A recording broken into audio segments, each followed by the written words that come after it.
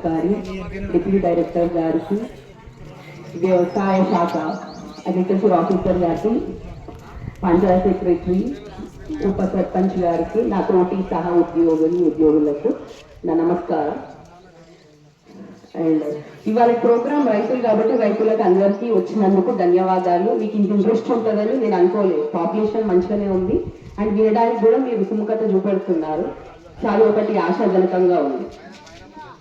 So ఈ 2026 ఇది మనం ఎందుకు ఈ మీటింగ్ కండక్ట్ చేయడం ఏంటి అంటే 2026 మార్చ్ 22 మీ అందరికీ తెలిసి ఉంటుంది అనుకుంటున్నా. మార్చి 22 ప్రపంచ నీటి దినోత్సవంగా ఎవ్రీ ఇయర్ జరుపుకుంటా ఉంటాం. సో అందులో భాగంగా మనం ఏంటంటే నీరు, ముఖ్యంగా నీరు అనేది నీటి సంరక్షణ, జీవనాధార సంరక్షణ. సో అందులో భాగంగా మనం నీరు అనేది మనకి ఇప్పుడు చాలా ఈజీగా దొరుకుతుంది. అంటే పల్లెటూరు అవనియండి, పట్టణాలలో అవనియండి, ఎక్కడ చూసుకున్నాం.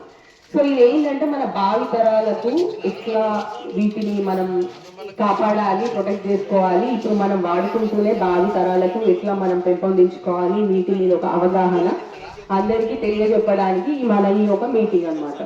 సో ఇది మనకి 2026 ఈ ఇయర్లో మనకి మార్చ్ 22 ఈ నీటి జల దినోత్సవం. ప్రతి ఇయర్ ఒక థీమ్ ఉంటుందండి మనకు, ప్రతి ఇయర్. ఈసారి ఏంటంటే జలము మరియు లింగ సమానత్వం, అంటే water and gender equality. So ఇది ఏంటంటే మన మహిళా సాధికారిత గురించి ఈసారి కొంచెం ఎక్కువ ఇంపార్టెన్స్ ఇచ్చిండు. సో అందరూ ఇప్పుడు ప్రజల అంటే ఊళ్ళో మనకున్న సమస్యలు, ఏ క్రాప్ ఇస్తున్నారు, ఎంత నీళ్లు వాడుతున్నారు, బోర్లు ఎక్కువ ఉన్నాయా, బావులు ఎక్కువ ఉన్నాయా, లేకపోతే మన ఇంటిలో ఉంటున్న సోప్ పిక్స్, మ్యాజిక్ సోప్ పిక్స్, ఇవన్నీ పంచాయత్ సెక్రటరీ గారు వాళ్ళందరూ ప్రస్తావించారు. సో దీని గురించి నేను పెద్దగా మాట్లాడాల్సినంత అవసరం లేదనుకుంటున్నా, ఎందుకంటే ఆల్రెడీ మీకు అవగాహన ఉంటుంది. మనకి ఇల్లు పర్మిషన్ తీసుకోవాలన్నా సర్టెన్ కొన్ని పర్మిషన్ కావాలంటే కొన్ని కంపల్సరీ ఇష్యూస్ లైక్ అది రీఛార్జ్ ఫిక్స్ కానీ అవన్నీ మీకు తెలిసే ఉంటుంది. సో నేను మాట్లాడేది ఏంటంటే జలము మరియు లింగము సమానత్వం. సో ఈసారి మన మహిళల గురించి ఎక్కువ ఇంపార్టెన్స్ ఇచ్చిండ్రు యునైటెడ్ నేషన్స్. సో ఇదేంటంటే మనకి జలము, నీరు అనేది అందరికీ అవసరమే. జలము అనేది అందరికీ అవసరమే, కానీ ఇప్పుడు జల సంరక్షణ అనేది పురుషులకు మహిళలకు అందరికి అవసరమే. కానీ మహిళకి వాళ్ళ యొక్క అనుభవాలు నీటితోని చాలా డిఫరెంట్ గా ఉంటుంది, వేరేలాగా ఉంటుంది. అంటే ఇప్పుడు ఎందుకంటే స్త్రీలు ఉన్నారు, వాళ్ళ ఇంట్లో కానీ బయట పంట పొలాలలో పనిచేసినా, ఇంట్లో పనిచేసినా వాళ్ళకి నీటితో అనుబంధం విడదీయరాని. సో ఇదేంటంటే నీటితో అనుబంధం అంటే ఇప్పుడు మనం ఎంతగానో బాధ్యత ఉంది మన మీద, మహిళల మీద. అంటే నీరు అనేది ఎంత పొదుపుగా వాడుకోవాలి, లైక్ వంటలకు కానివ్వండి, పంట పొలాలలో కానివ్వండి. ఎందుకంటే ఇప్పుడు మనం భర్తలతో పాటు భార్యలు కూడా వెళ్తారు మన పల్లెటూళ్ళలో చూస్తే. వాళ్ళొక్కరిని పంపించి నేను ఇంట్లో ఉంటాను అనుకోరు. ఇంట్లో పని, బయట పని చేసుకునేటప్పుడు నీరు అనేది మన జీవనాధారం. అంటే అది మన లైఫ్ లో, డైలీ లైఫ్ యాక్టివిటీస్ లో అది ఎంత ఇంపార్టెంట్ అనేది మనం అర్థం చేసుకోవాలి. అట్ ద సేమ్ టైం మనం ఎంతగానో కాపాడుకోవాలనే బాధ్యత మన మీద ఉంది. సో ఈసారి అందుకే మహిళలు అనేది ఒకటి కొత్తగా మనం ఇంక్లూడ్ చేసుకున్నాం. సో అదేంటంటే ఇప్పుడు జనరల్ గా అంటే ఇప్పుడు మనకు నేను ఈ విలేజ్ లో ఉందని నేను చెప్పట్లేదు, భారతదేశం అంటే మనం ఓవరాల్ గా చూసుకుంటే జనరలైజ్డ్ గా ఇప్పుడు నీటి మీద అంటే బావుల దగ్గరికి వెనకటి నుంచి చూస్తున్నాం. మహిళలైనా బాలికలైనా ఎంత కిలోమీటర్లు దూరం పోయి బిందెలలో ఎక్కువని వచ్చి ఇంట్లో, మీకు తెలుసు కదా మహిళలుగా, ఇప్పుడు నేను కొత్తగా ఏం చెప్పట్లేదు. అదేంటంటే దాని సమయం అంతా దానికి వెచ్చించేసరికి మన మహిళలైనా బాలికలైనా, అంటే మహిళలు అంటే ఆర్థిక అభివృద్ధి, అంటే వాళ్ళ ఆర్థికంగా అంటే ఒకరి మీద డిపెండ్ అవ్వకుండా వాళ్ళ ఆర్థిక అభివృద్ధికి సమయం లేకుండా మనం నీటిని తీసుకొచ్చి అందులో ఉన్న పనులు ఆ వాటర్ తీసుకొచ్చి ఇంట్లో వాడడం, పిల్లలు పెద్దలు పనులు, అటు పంట పొలాల పనులు ఇవన్నీ చేసుకునేసరికి మన ఆర్థిక అభివృద్ధి అనేది వెనుకబడి ఉన్నాం. సో ఇది ఒక రీజన్. బాలికలు చూసుకుందాం. బాలికలైనా అంటే ఇప్పుడు వాళ్ళు నీళ్ళ కోసం వెళ్ళి బిందెల్లో తల్లులతో తోడుకొని వచ్చి అవన్నీ చేసేసరికి సమయం అంతా వృధాయి వాళ్ళు అంటే విద్యను అభ్యసించలేకపోతున్నారు, లైక్ పాఠశాలలకు పోవడం కానీ ఇదైనా.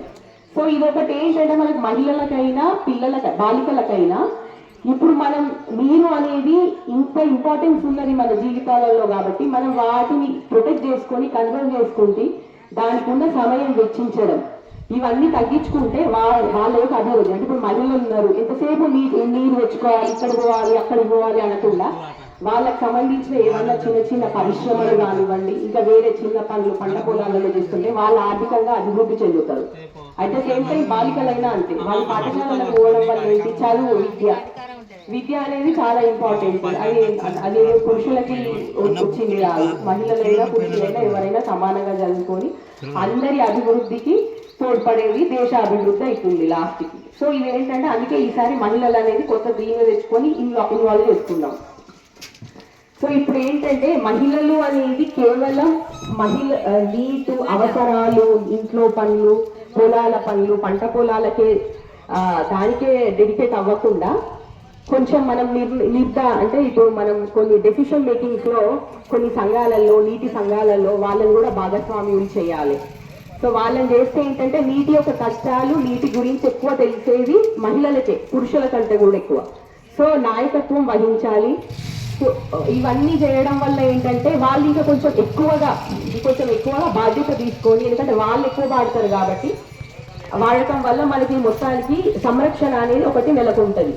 సో మనం చేయాల్సిన బాధ్యత ఏంటంటే ఇప్పుడు ఓన్లీ మహిళలే కదా వాడేది అని చెప్పి వాళ్ళది కాకుండా ఒక కుటుంబ బాధ్యతగా మనం నీటిని సంరక్షించుకోవాలి. దాన్ని ఎలా వాడాలో అలా వాడుకోవాలి. ఇప్పుడు నేను వాళ్ళు చెప్పేసి వాళ్ళు ఇప్పుడు ఫామ్ పౌండ్స్ అని ఉంటాయి మనకి ఇరిగేషన్ ల్యాండ్స్ లో అయితే, ఇంట్లో అయితే మ్యాజిక్ సోప్స్ అట్లా అయితేనే పర్మిషన్స్ ఇస్తా అని వాళ్ళు అంటున్నారు. సో ఇవన్నీ మీకు ఇప్పుడు అంటే గవర్నమెంట్ ఏవైతే ఇంప్లిమెంట్ చేస్తున్నాయో ఇవన్నీ కూడా మనం ఎప్పటికప్పుడు అప్డేట్ అయ్యి మనం చేస్తుంటే మనకే కాదండి, మన ఫ్యూచర్ జనరేషన్స్ కి కూడా చాలా మంచిగా ఉంటుంది. ఇప్పుడు క్రాపింగ్ కూడా ఎంతసేపు వరి వేయకుండా కొంచెం ఐడి క్రాప్స్ కి డైవర్ట్ అవ్వడం, మైజ్ కానీ ఇప్పుడు సార్ అంటున్నారు మెయిన్స్ కి కూడా మంచి డిమాండ్ వచ్చింది ఈసారి, వరికే కాదు అదే మొక్కజొన్నకు కూడా. సో మొక్కజొన్నలు అయినా వరి అయినా అన్ని నీటి లభ్యతను బట్టి మనము ఒక్కొక్క సీజన్ లో ఒక్కొక్క క్రాప్ అనేది చూస్ చేసుకొని వేసుకుంటూ వెళ్తే మన భావితరాలకు కూడా మనం పెంపొందించుకున్న వాళ్ళం అవుతాము. సో ఇప్పుడు నీటి సంరక్షణ అనేది జీవన సంరక్షణ, అలాగే మహిళా అభివృద్ధి అనేది దేశాభివృద్ధి. కాబట్టి మనం ఈ లైన్ చూసుకుంటూ మనం జీవనాధారం అనేది కొనసాగించుకుంటూ వాటర్ అనేది ఇంపార్టెన్స్ ఎంత ఉన్నది మన జీవితంలో అనేది ఒకటి అన్వయించుకుంటూ మనము కొనసాగితే సరిపోతుంది. నేను ఇప్పుడు ఇరిగేషన్ గురించి పెద్దగా చెప్పాల్సినంత అవసరం లేదు, సార్ ఆల్రెడీ చెప్పారు.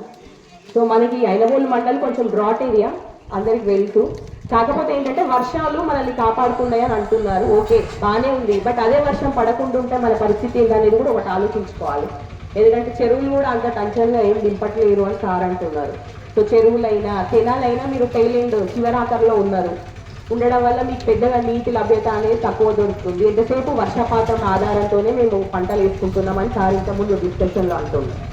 సో ఇవన్నీ మీరు గుర్తుపెట్టుకొని అన్వయించుకొని మన భావితరాలు మనకి కూడా అంతే. ఇప్పుడు వర్షాలే పడకపోతే మనది కూడా నీటి ఎద్దడి ఎంత కరువు కాటకాలలో ఒక సంవత్సరం ఈ వర్షం అనేది లేకుండా ఉంటే మనం ఎంత ఇబ్బంది పడతాం అనేది నెక్స్ట్ సంవత్సరానికి తెలుస్తుంది. సో భావి తరాలకే కాకుండా మన తరానికి మనం బ్రతక జీవనాధారానికి కూడా మనం ఎంతో అంటే ఇంపార్టెన్స్ ఇచ్చుకుంటూ నీటికి దాన్ని బాగా కాపాడుకుంటూ, అంటే డబ్బులు అంటే సంపాదిస్తూ వచ్చేది కానీ ఈసారి అన్నట్టు మన నీళ్ళని సంపాదించలేమండి. అది ఒకసారి కలిగిందంటే ప్రకృతిలో అది రివర్స్ రావు మనకు. సో ఇట్లాంటి ప్రక్రియలతోనే మనం కాపాడుకుంటూ ఉండాలి. ఈ అవకాశం ఇచ్చినందుకు నాకు ధన్యవాదాలు అండి. Thank you.